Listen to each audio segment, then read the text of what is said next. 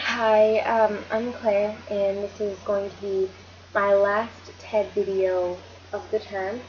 Um, this is also my fourth, and so I just wanted to thank TED for everything that they've given me, all of the opportunities that I've had to learn a little bit more about myself and about how people think, because it's just been so amazing to study these videos.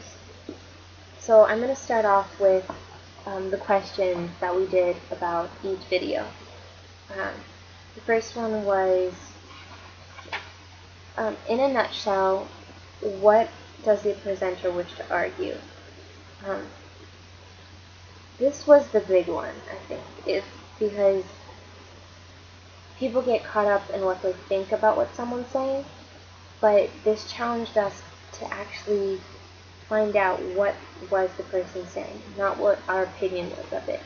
Because if we don't understand what they are saying, then how can we have an opinion on it? Okay, the second one was, what key concepts or technical terms form the building blocks of the argument? And this was just kind of what they used to support their way of what they are using to keep themselves on track, to keep the argument going toward a thesis. Um, the third question was, what key question is the presenter addressing? And this is just what they're asking, what we're asking, I guess, about what they're arguing. What are they? They are answering a question. They're giving you information on something that you might not know about. So what question are they answering? The fourth one was, what important story is the presenter telling? And this is the path that the audience takes to, or that the presenter took to get to this conclusion, to get to what he's arguing. The fifth question is, what might the presenter have experienced professionally, socially, or personally that might be influencing their content and argument? This was really important to me because I feel like I have to understand where they're coming from. They didn't grow up like I did. They didn't grow up any like my friends or my family did. So, and we watched a TED video which the presenter stated, everybody lives in their subjective truth. And that really resonated with me as true because something in their life made them believe that I don't have. I don't have that experience. So what led them to be arguing this? And the last question was, how does the presenter use language? This was just what they used to get their point across. Visuals, pictures, their PowerPoints, their music, dancing, just their voice, how they speak, how they get their point across. And that was really important because now we can take those ideas and we can be inspired by them and we can try them out and find out what works with us when giving our presentations. So we really analyzed each video and we studied them in depth. But while we were watching these videos, we were taking pretty quick notes, trying to get all the important things down in one handy dandy notebook. This is mine. It's messy and nobody else could probably really understand it except for me.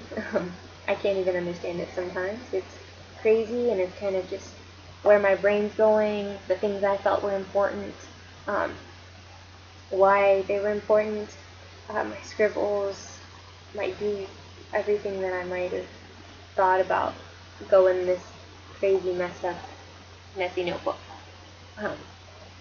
But then we also put our first draft of our 6 questions, the answers to the 6 questions in this. But then we went over to this other notebook, which is our nice, neat, pretty notebook that We write neatly. We actually care about what it looks like.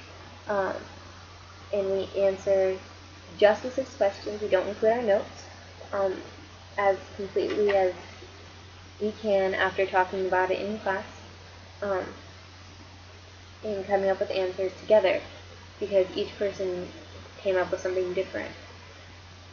And they're both pretty valuable to me because um, they show my first thoughts, um, what I was thinking while I was watching the video, and they show what we finally come up with after talking about it.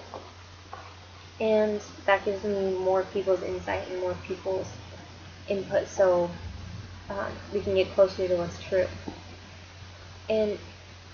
But the heart of this has been the videos.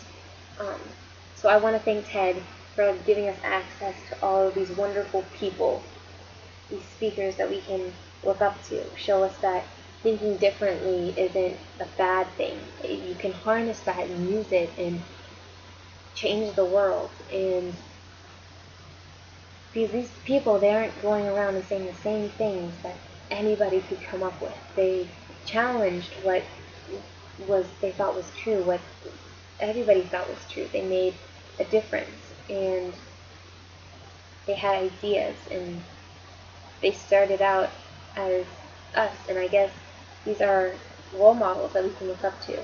And we wouldn't have access to them or their ideas or their inspirations without Ted.